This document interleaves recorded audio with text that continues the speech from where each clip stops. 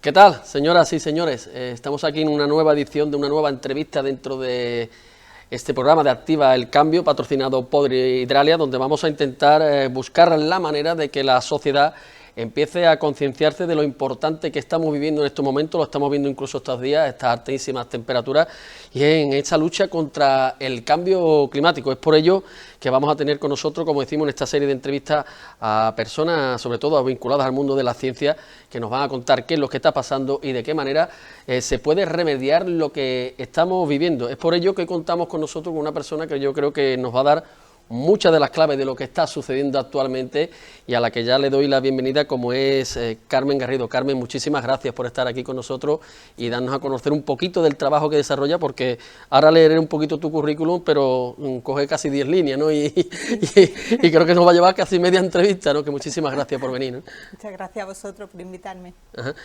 Como digo, ¿no?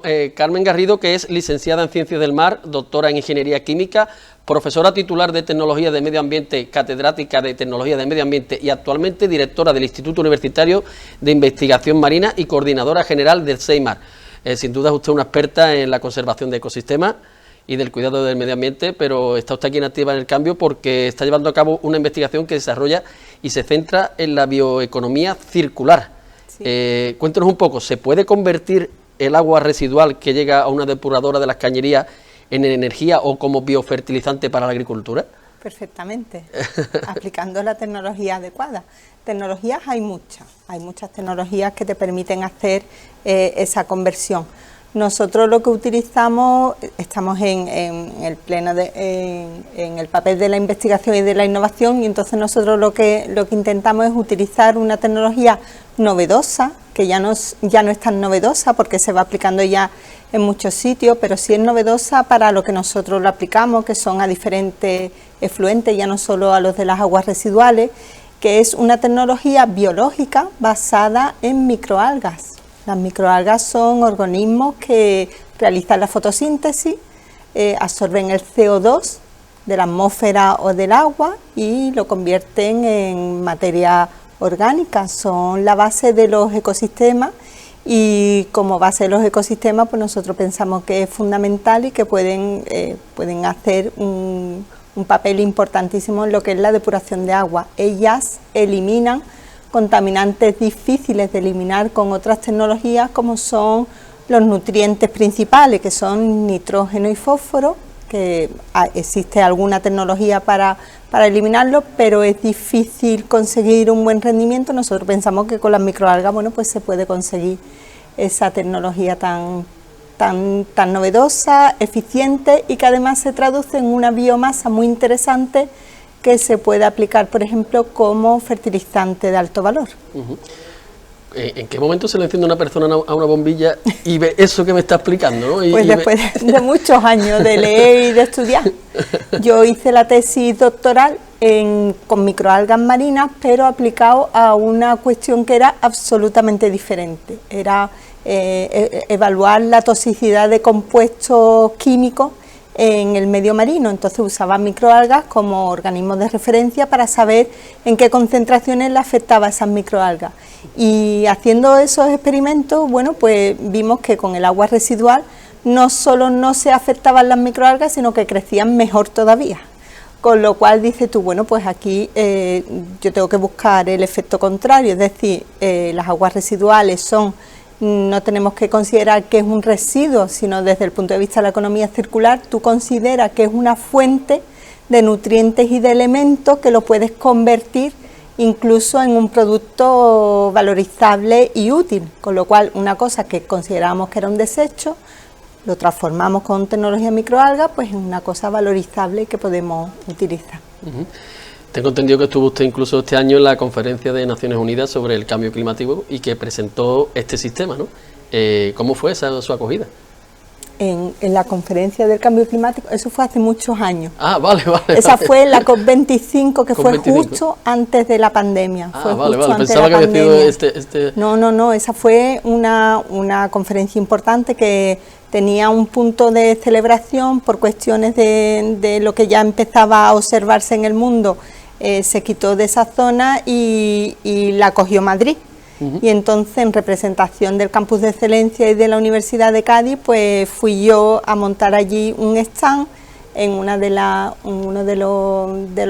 zonas centrales de allí, de los palacios de congresos de allí de IFEMA, y nada, estuvimos explicando todo lo que era el cambio climático, la tecnología de microalgas, por ejemplo, como absorbedores del CO2 atmosférico, del CO2 de las aguas, en fin, que estuvimos bastante bien, y hubo muchísimos medios de televisión, de radio, televisión, me acuerdo Antena 3, que estuvo también por allí dando muchas vueltas y preguntándonos muchas cosas, y la verdad es que la acogida fue buenísima, sobre todo la gente que no había visto esa tecnología antes o era muy poco visible, y conseguimos darle mucha visibilidad.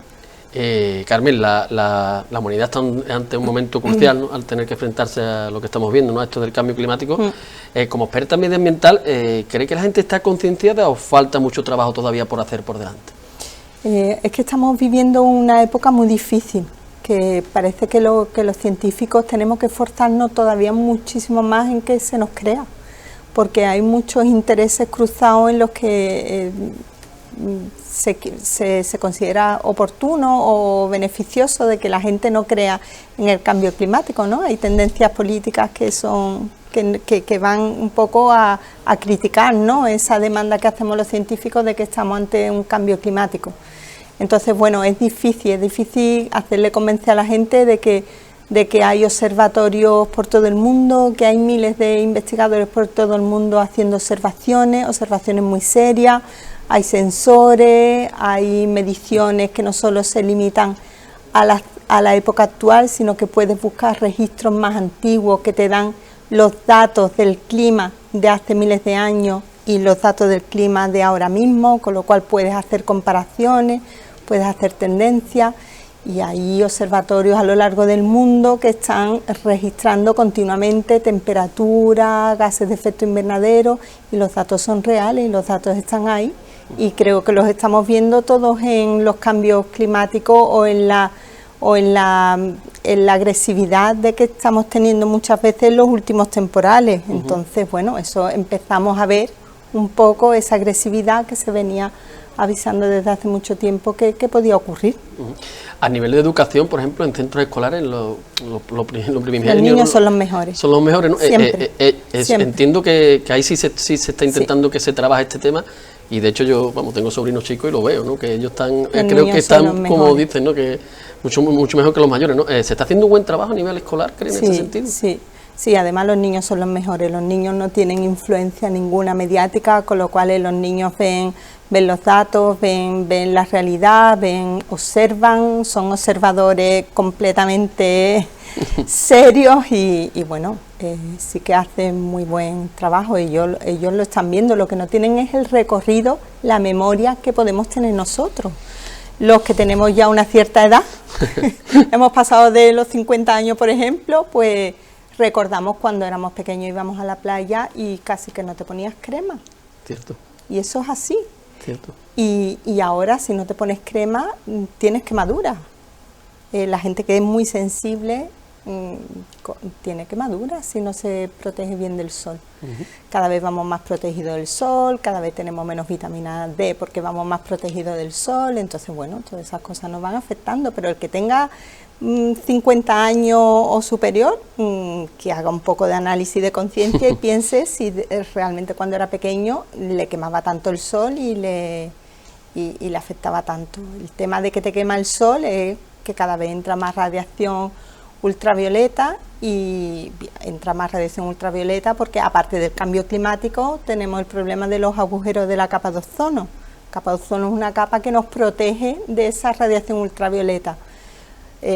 Durante los años en los que empezó todo lo que eran los sistemas de refrigeración, esos gases que iban en los sprays de las lacas y todo eso, eso fue nefasto para la capa de ozono porque son compuestos que eliminan los ciclos naturales de producción y destrucción del ozono que ocurren, bueno, son procesos complejos que ocurren en la atmósfera pero que estaban en equilibrio, entonces todos esos gases desequilibraron un poco y empezaron a aparecer los agujeros de la capa de ozono, y eso, bueno, pues ahí tenemos, cada vez entra más radiación ultravioleta porque esa radiación ultravioleta se consumía antes vamos a llamarle así, se consumía en esas reacciones de equilibrio que había de ozono en la atmósfera. Entonces, bueno, que cada uno haga un poco de reflexión, ¿no?, de qué es lo que le ocurría hace 50 años y qué es lo que tenemos ahora.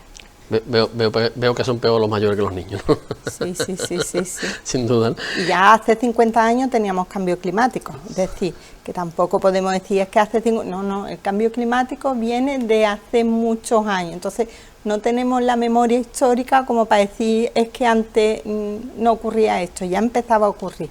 ¿Y crees realmente que se puede revertir la situación, Carmen, o...? Mira que intentamos hacer cosas, pero revertirse, yo creo que tal y como está el mundo ahora mismo, lo que tenemos que intentar es tener resiliencia. El planeta es el que es, y el planeta se dice, ¿no?, que vamos hacia la sexta extinción masiva. Entonces el planeta se recupera, los que no nos recuperaremos seremos nosotros. Entonces lo que tendremos que pensar es si queremos seguir aquí o queremos desaparecer. Entonces, bueno, todo lo que es el cambio a energías renovables es muy positivo. Vemos en las noticias también el ataque que hay a las renovables. Vamos a ver, una energía que te llega del sol, del viento, siempre va a ser mucho mejor que la quema de combustibles fósiles, siempre va a ser muchísimo mejor que la energía nuclear. Entonces, todo lo que sea cambiar a esas energías limpias y renovables va a ser mucho mejor. Todo lo que sea el reciclaje de la materia va a ser mucho mejor, porque estamos emitiendo también menos CO2 a la atmósfera. Todo lo que sea la protección de los bosques va a ser mucho mejor. ¿Por qué? Porque tenemos ahí absorbedores del CO2 atmosférico que estamos emitiendo, con lo cual tenemos que proteger nuestros bosques, nuestras masas arbóreas. No son tonterías lo que se dice a nivel político internacional. Entonces, podemos revertirlo, podemos frenarlo y a lo mejor en uno de estos discursos que vamos haciendo los científicos, pues llega un momento dado que se nos cree y entonces vamos todos a una. Y no peleándonos en medio, que es lo que te frena muchas veces que las cosas no sean más rápidas y más eficientes. También creo experta en contaminación marina, ¿no? Bueno. Es preocupante la situación en la que se encuentran los océanos. Vemos eso de los microplásticos, una amenaza, es una amenaza de la que somos conscientes el ser humano, de que eso está ahí también. Sí, o sea, también es real que existen islas de kilómetros, de cientos de metros, en medio de los océanos, en medio de los giros oceánicos, de basura. Eso es cierto. Y esa basura, bueno, pues se va descomponiendo con el oleaje, se va fragmentando, cada vez más pequeñita, y mientras es grande, macroscópica, pues tú la ves y la puedes retirar, pero cuando ya es pequeñita y empieza a entrar en los animales que consumimos y se acumulan en esos animales y luego los consumimos nosotros, una cadena trófica perfecta, pues vamos alimentándonos y respirando también, bueno, pues microplásticos y sí que es un problema. Hemos abusado mucho del plástico. El plástico, no hay que olvidar que el plástico nos ha ayudado muchísimo, nos hemos desarrollado muchísimo hoy en día, que es lo que no tiene plástico, es que tiene todo plástico. ¿Dónde está el problema? En la gestión, hay que gestionarlo bien, hay que recogerlo bien, hay que saber usarlo bien y bueno, y todas las cuestiones que se han hecho durante décadas, que muchas veces la gente no lo entiende bien, pero que realmente son pequeñas medidas que van haciendo que se va ayudando a que cada vez la gestión sea mejor. ¿Es perfecta la gestión del plástico? No es perfecta, pero hay que ir dando los pasos para llegar a... De hecho, usted ahora mismo directora del Instituto Universitario de Investigación Marina, ¿cuáles son los retos que se marcan a medio plazo, corto, medio plazo ahora mismo? Pues nosotros estamos para investigar, para innovar, y para generar todos aquellos productos y todo aquel conocimiento que demande la sociedad para que podamos, por un lado, saber mejor qué es lo que está ocurriendo y, por otro lado, ser capaces de ser resilientes y buscando, pues, por ejemplo, nuevos recursos alimenticios, nuevos peces, nuevas formas de cultivar los peces, cómo se van adaptando a las nuevas condiciones climáticas, a las condiciones de estrés a los que los tenemos sometidos, nuevas metodologías para detectar los contaminantes, cuántos contaminantes tenemos en el medio marino. Todo eso son los retos, es decir, y avanzando en la ciencia, en los grandes retos que tiene la sociedad hoy en día y contribuir con nuestro trabajo. Ya por último, hay una iniciativa que se va a desarrollar en San Fernando en el mes de septiembre, que la ha anunciado la Universidad de Cádiz, y se trata de la Noche de los Investigadores, que creo que va a tener lugar en la Plaza del Rey y que va a ser un auténtico espectáculo, ¿no? Creo que ya se ha colgado el cartel de completo, ¿no? Completísimo, y siendo en San Fernando más completo todavía. ¿En qué consiste exactamente, no? Para aquellos que seamos neófitos en la materia, ¿no? ¿Qué es lo que exactamente? Pues lo que hacemos en la universidad, llevamos nuestra investigación a la sociedad, la sacamos a la calle. Ajá. Todos los que tenemos a lo mejor una investigación bonita, atractiva, visual, la sacamos a la calle y siempre también muy orientada a los niños, que son los que nos tienen que heredar. Entonces hacemos talleres en los cuales les mostramos, bueno, te puedo dar a lo mejor alguna primicia, que te la estaba contando antes fuera de pantalla. Nosotros tenemos, por ejemplo, simuladores de mezcla del Atlántico con el Mediterráneo, con diferentes colores, son 2 masas de agua completamente diferentes, con salinidades diferentes. Sabemos que el Mediterráneo es mucho más salado que el Atlántico y entonces en un momento dado hacemos la simulación de la mezcla de las dos masas de agua para que lo vean los niños visualmente. Una cosa que ocurre muy cerquita nuestra, que es una zona mundial exclusiva y fantástica. Vivimos en un punto del planeta maravilloso y eso hay que enseñárselo a los niños. Después les hacemos muchos juegos, desde la universidad estamos intentando plasmar nuestro conocimiento en juegos educativos para que ellos, en libros, el otro día estuvo aquí la Feria del Libro y había cuentos hechos por investigadores de la universidad, súper bonitos, como no en Mi Poza, que es la visión de los animalitos de las pozas de la caleta, de cómo lo ven los niños a esos animalitos y cómo los animalitos ven a los niños. O sea, son una forma muy bonita de llevarle la ciencia a la sociedad.